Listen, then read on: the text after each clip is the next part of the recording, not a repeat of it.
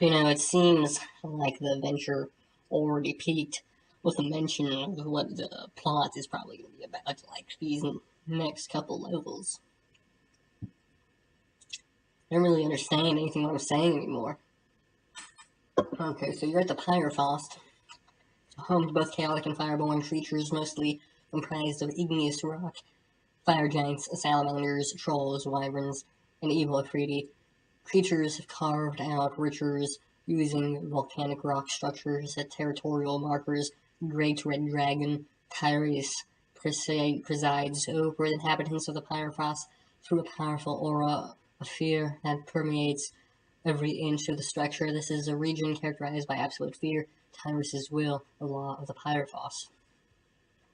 The Pyrefaust Creation. The tale of the Pyrefaust begins with the final days of the prison's creation, with the Celestials took to task with imprisoning the Red Dragon Tyrese, the devourer of kingdoms. Tyrese's deeds are infamous, and the chronicle of the legend possibly etched into the history book of Maine. The tales of bards, thousands fell under his reign of terror for centuries before the power of the Celestials finally subdued him.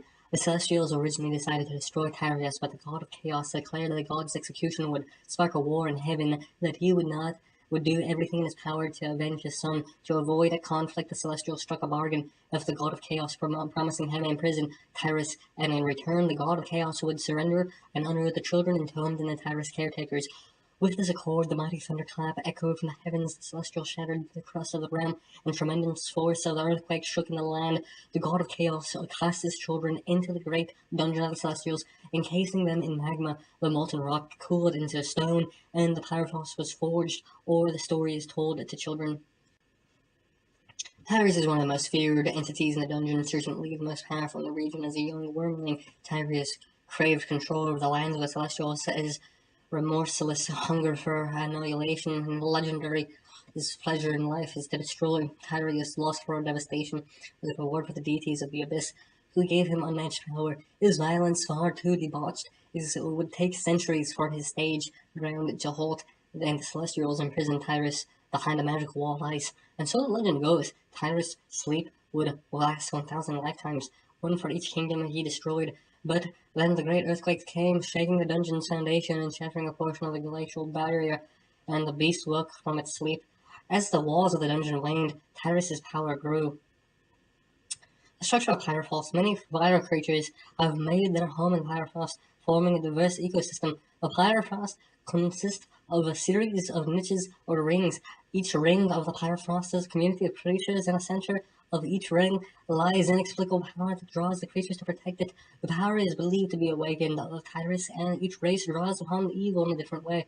The uncontrollable drive makes the inhabitants territorial. They rarely leave their ring. Such territorialism, they rarely leave their impels each ring to clearly make its territory. Territorial markers are usually large basalt structures, magma carved basins, lava flows, bloodstream paintings, whatever iconography works. Interaction is rare, but when it happens, it revolves around element, disposition, hierarchy. Some rings exhibit a mutualism, while others are less cooperative. Altogether, there are 9 rings based on locations where magic is weak and Tyrese is evil strong.